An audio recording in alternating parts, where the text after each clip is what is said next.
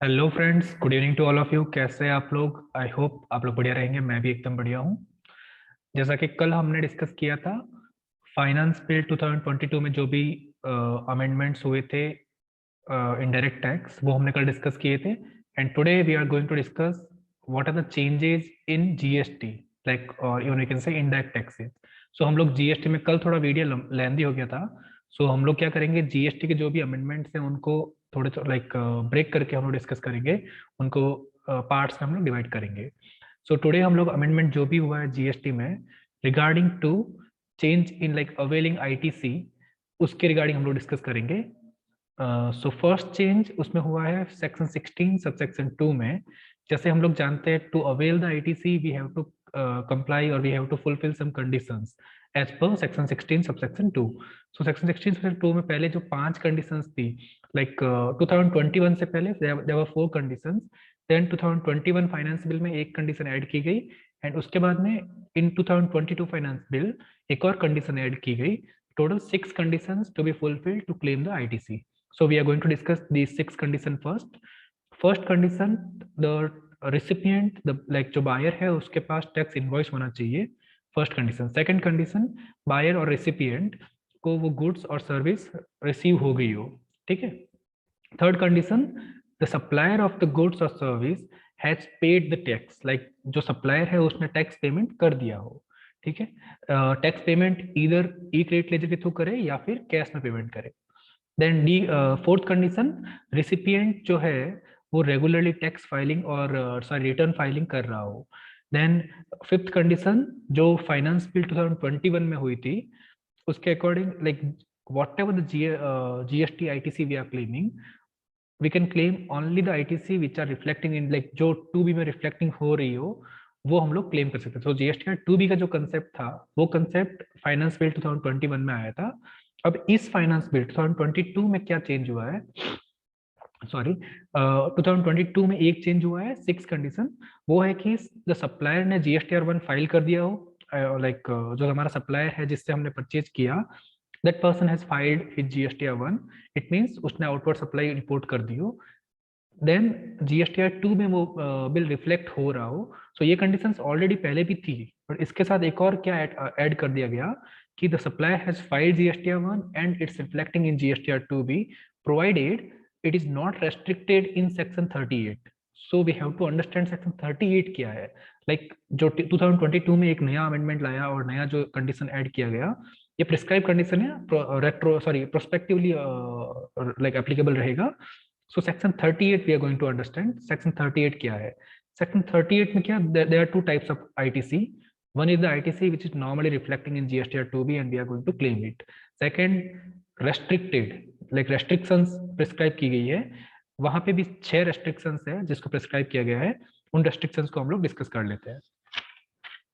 So restrictions in section 38, first restriction क्या है कि जो न्यू रजिस्ट्रेशन होते हैं उन रजिस्ट्रेशन के लिए पहले क्या था कि जैसे फॉर एग्जांपल मैं आज लाइबल हूँ जीएसटी पेमेंट के लिए, and I am taking with in 30 days मैंने जीएसटी का रजिस्ट्रेशन ले लिया, या फिर मैं वॉलंटरी रजिस्ट्रेशन ले रहा हूँ, विद इन 30 डेज मैंने रजिस्ट्रेशन लिया वॉलंटरी रजिस्ट्रेशन, एंड उससे एक साल पहले का जो भी मेरे पास स्टॉक पड़ा है उस स्टॉक में मैं आईटीसी क्लेम कर पाता था। अभी क्या किया गया, एक रेस्ट्रिक्शन है कि जो इनिशियल रजिस्ट्रेशन है उसके लिए एक वो पीरियड प्रिस्क्राइब करेंगे कि उस पर्टिकुलर पीरियड के लिए ही वो लोग आईटीसी क्लेम कर सकेंगे, एंड जो पीरियड था पहले एक साल वाला वो अलाउ नहीं होगा। ठीक है। सो वो एक अभी लाइक सेक्शन 38 में एक रेस्ट्रिक्शन है, बट वो रेस्ट्रिक्शन अभी लाइक जो पीरियड वो है प्रिस्क्राइब करना वो अभी प्रिस्क्राइब हुआ नहीं है। सो फर्दर ये प्रिस्क्राइब होगा, once like department prescribe then only we will be able to know this thing. Then second condition in section 38 for restriction of ITC, that GSTR1 and GSTR3B, like whatever the tax liability reflecting in GSTR1 versus tax liability in GSTR3B, ठीक है, इन दोनों के बीच अगर कोई difference है और वो certain limit को एक्सीड कर रहा है, लिमिट अभी तक प्रिस्क्राइब नहीं किया डिपार्टमेंट ने, वो लिमिट वंस डिपार्टमेंट प्रिस्क्राइब करेगा और GSTR1 में जो लाइबिलिटी है एंड GSTR3B में जो लाइबिलिटी टैक्स लाइबिलिटी है वो दोनों अगर डिफरेंस है and the difference exceeding the limit prescribed by the department, in that case also we won't be able to claim the ITC. Third condition in the section 38 is if difference in GSTR 3B versus 2B, this we know. Earlier there was a concept of provisional ITC कि 5% 10% capping हो गया, वो हम लोग provisional ITC claim कर पा रहे थे, उसको इस अमेंडमेंट में लाइक अभी जो था फाइनेंस बिल 2022 में प्रपोज बिल में हटा दिया गया। Like there is we can't claim whatever reflecting in two B, वो ही हम लोग क्लेम कर सकते हैं। Then the fourth condition, not making tax payment plus defaulter in filing for prescribed period।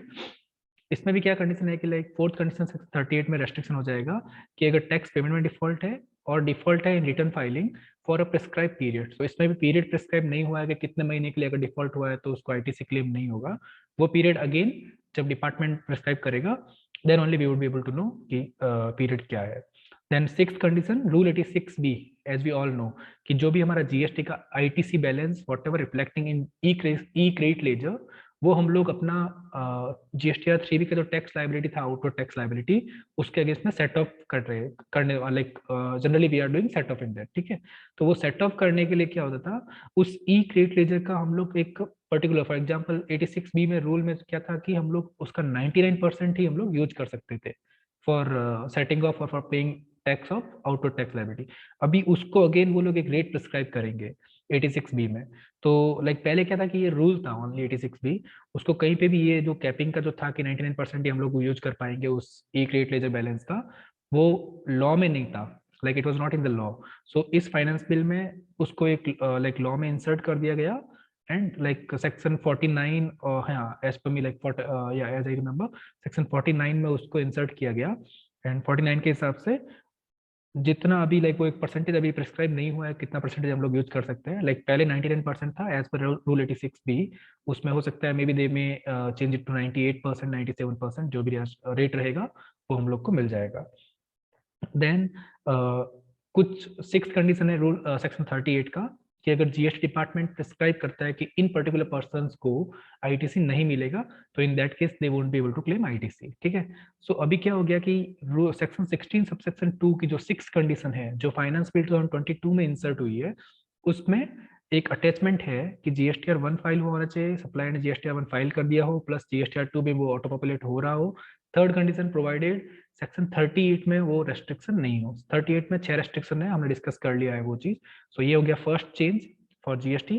Second change for GST is in section 16 subsection 2 clause C, which is like already हमने देखा section 16 subsection 2, उसमें ITC claim करने के conditions क्या कहते हैं कि 6 condition, जिसमें एक थर्ड कंडीशन था कि टैक्स पेयर ने टैक्स पेमेंट कर दिया, लाइक सप्लायर ने टैक्स पेमेंट कर दिया हो। ठीक है, अब होता क्या है, आपको पता है जीएसटीआर 1 पहले फाइल होता है, GSTR 1 generally we are filing on the 11th of the subsequent month. ठीक है, मैंने 11 को जीएसटीआर 1 फाइल कर दिया एज आई एम सप्लायर। ठीक है, उसके बाद में क्या किया, वो 2B में रिफ्लेक्ट हो जाएगा बिकॉज आई हैव 2B मैंने सॉरी जीएसटीआर 1 मैंने फाइल कर दिया, 2B में ऑटो पॉपुलेट हो गया। जो मेरा बायर है लाइक जिसको मैं सेल कर रहा हूँ प्रोडक्ट, उसने क्या किया आईटीसी क्लेम कर दिया ऑन बिहाफ ऑफ 2B में रिफ्लेक्ट हो रहा है। बट मैंने क्या किया 3B के टाइम पे टैक्स पेमेंट किया ही नहीं, मैंने 3B फाइल ही नहीं किया, I didn't make tax payment. So in that case department ने बोला कि अगर ऐसा केस है, सेक्शन 41 में उन्होंने अमेंडमेंट किया, सेक्शन 43A को तो रिमूव ही कर दिया, सेक्शन 41 में चेंज किया कि अगर इस केस में अगर आपने क्लेम कर लिया ITC, you have to reverse the ITC along with interest at the rate 18% per annum। so simply देखे तो सप्लायर का मिस्टेक, बट हम लोग को 18% जो भी मतलब इंटरेस्ट का एक है कॉस्ट बियर करना पड़ेगा। एंड जब सप्लायर टैक्स पेमेंट कर लेगा in that case we would be able to reclaim the ITC, so recredit हो जाएगा हमारे अकाउंट में, लाइक हमारे ई क्रेडिट लेजर में। ठीक है, देन अब इस कंडीशन में लाइक 60 जो रिक्रेडिट होगा, क्या उसके लिए कुछ टाइम पीरियड है? So department is very clear about this thing कि फॉर रिक्रेडिट ऑफ आईटीसी और reclaim of ITC there is no time limit. ठीक है, जो टाइम लिमिट था वो ओरिजिनल आईटीसी के लिए था, इस आईटीसी के लिए कोई भी टाइम पीरियड नहीं होगा। Now the thing is that कि डिपार्टमेंट ने ये लाइक अमेंडमेंट क्यों लेके आया, 43A को ओमिट क्यों किया एंड 41 में ये जो रिवर्स करने का थिंग है ये क्यों किया? पहले हुआ क्या, like you know there are so many cases pending in the courts कि सप्लायर का मिस्टेक है, हम लोग फालतू में क्यों बियर करें? लाइक जो एक रेसिपिएंट है उसने तो ऑलरेडी टैक्स पेमेंट कर दिया अलॉन्ग विद, लाइक उसने जब सप्लाई का पूरा पेमेंट किया इनवॉइस का, so in that invoice he has paid along with the tax payment also। so recipient ने supplier को tax payment कर लिया, supplier ने tax payment government को नहीं किया, and the department is saying कि हम लोग तुमको ITC नहीं देंगे just because supplier has not paid tax। so इस केस पे बहुत सारे लाइक disputes हुए, कोर्ट्स में अभी भी बहुत सारे केसेस चल रहे हैं, एंड कोर्ट्स में जो रेसिपिएंट है उनका एक ही like they are asking department ki what is like our mistake, what did we do, और ये लाइक जेन्युइन केस भी है। सो इसी से बचने के लिए डिपार्टमेंट ने क्या किया, इस सेक्शन को इस पर अमेंडमेंट किया, बोला कि लाइक वो उनकी तरफ से कोर्ट में क्या वर्ड अभी जो रेस्पॉन्स आएगा कि sir we are like not punishing the recipient, हम लोग सिंपली बोल रहे हैं कि जब सप्लायर वापस टैक्स पेमेंट कर देगा उस टाइम हम लोग रिक्रेडिट रिक्लेम कर सकते हैं। So it is like somewhat थोड़ा हमारे लिए लाइक जो रेसिपिएंट है उसको इंटरेस्ट का कॉस्ट बेयर करना पड़ेगा।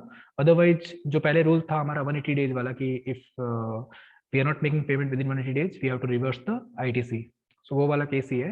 बट पॉइंट एक ही है कि इसमें डिपार्टमेंट खुद बचने के लिए रेसिपिएंट के ऊपर लाइक एक और बर्डन थोप रहा है। सो ये सेकंड चेंज हो गया। Then third change moving ahead, section 99 में चेंज है। सेक्शन 99 में 16 सबसेक्शन 4, उसमें क्या है कि टाइम लिमिट प्रिस्क्राइब किया गया है कि up to what time we can claim the ITC. That time limit is one, like time limit is earlier of two things we know, September due date of filing September month, like September month of next financial year उसका जो due date है GST file करने का, और date of filing annual return whichever is earlier, उस date तक हम लोग आईटीसी क्लेम कर सकते हैं for the financial year, like जो प्रीवियस फाइनेंशियल ईयर है उसके अकॉर्डिंग। ठीक है, अभी इसमें क्या चेंज है, they have remove this thing, they have remove the this September month का, नेक्स्ट फाइनेंशियल ईयर का सितंबर मंथ उसका ड्यू डेट वो रिमूव कर दिया, एकदम फ्लैट बोल दिया कि just now the 30th November of the next financial year will be the last date for claiming the ITC. So just we have to remember the one thing for like 30th November of the next financial year, उस date तक हम लोग ITC claim कर सकते हैं for the current financial year, ऐसा है provision. उसमें लाइक अगेन दो थिंग है, उसने उन्होंने क्या एक चीज रिमूव किया, ड्यू डेट ऑफ सितंबर मंथ उसको हटा के 30th नवंबर डाल दिया, 30th नवंबर और date of filing of annual return. But like generally हम लोग को पता है कि जो एनुअल रिटर्न तो उसका डेट तो ऑलमोस्ट 31st दिसंबर है, सो अर्लियर तो 30th नवंबर ही आएगा, so 30th November is the last date for claiming the ITC. So in summary if I say, summary में और कंक्लूजन करें तो कंक्लूड ये हुआ है कि आईटीसी के लिए जो चेंज हुआ है during finance like in this finance bill 2022, first change उन्होंने टू वे कम्युनिकेशन हटा दिया। लाइक टू वे कम्युनिकेशन कैसे कि पहले वो था कि जीएसटीआर 2A हम लोग फाइल करेंगे और फिर हम लोग जीएसटीआर 2F ऑटो पॉपुलेट होगा, 2 में हम लोग क्या करेंगे कि कुछ ऐड मॉडिफाई डिलीट करना है तो वो हम लोग कर सकेंगे, वैसा कुछ प्रोविजन था पहले, उस प्रोविजन को पूरा हटा दिया उन्होंने, they have remove this thing and section 38 को उन्होंने सब्स्टिट्यूट कर लिया। मींस जो सेक्शन 38 में ये प्रोविजन था जीएसटीआर 2 वाला उसको रिमूव कर दिया। सो two-way communication is now not possible. It's like one-way communication. If supplier is doing everything correct, then only the recipient would be able to claim the ITC. Otherwise, recipient has to pay, recipient has to reverse the ITC or won't be able to claim the ITC. वो हो गया। Second, ITC matching mismatching concept जो भी था हमारा पहले section 42, 43, 43A वाला, वो सारे सेक्शंस ओमिट हो गए हैं इन फाइनेंस बिल 2022, वो सारे सेक्शंस ओमिट हो गए। So this like in conclusion we say कि अभी वन साइड हो गया पूरा, if supplier is doing everything correct then only we would be able to claim the ITC. So that's why like अभी जो generally होगा in GST क्या होगा कि now all the banks are doing know your customer KYC policy वगैरह, सारे bank से like जो भी स्टॉक ब्रोकर वो सब कर रहे हैं। the recipient also need to do the know your supplier, like वो करना पड़ेगा कि जो आपका सप्लायर है वो कितना कंप्लायंस कर रहा है, कंप्लाइंट कितना है, जीएसटी कंप्लाइंट टाइम पे कंप्लाई कर रहा है कि नहीं कर रहा है, टैक्स पेमेंट टाइम पे कर रहा है कि नहीं कर रहा है, उसी के हिसाब से we have to do.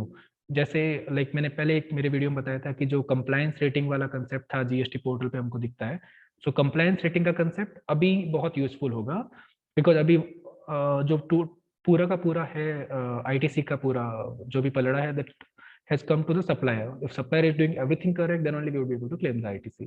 So ये concept था for availing GST ITC changes in finance bill 2022, ये चेंज हुए जो हमने डिस्कस किए। वैसे तो जीएसटी में एक्चुअली अभी जीएसटी काउंसिल की हर मीटिंग में कुछ ना कुछ चेंजेस होते हैं, बट फाइनेंस बिल में जो मेजर चेंजेस थे रिगार्डिंग द आईटीसी ये चेंजेस थे। ठीक है, thanks a lot, thank you.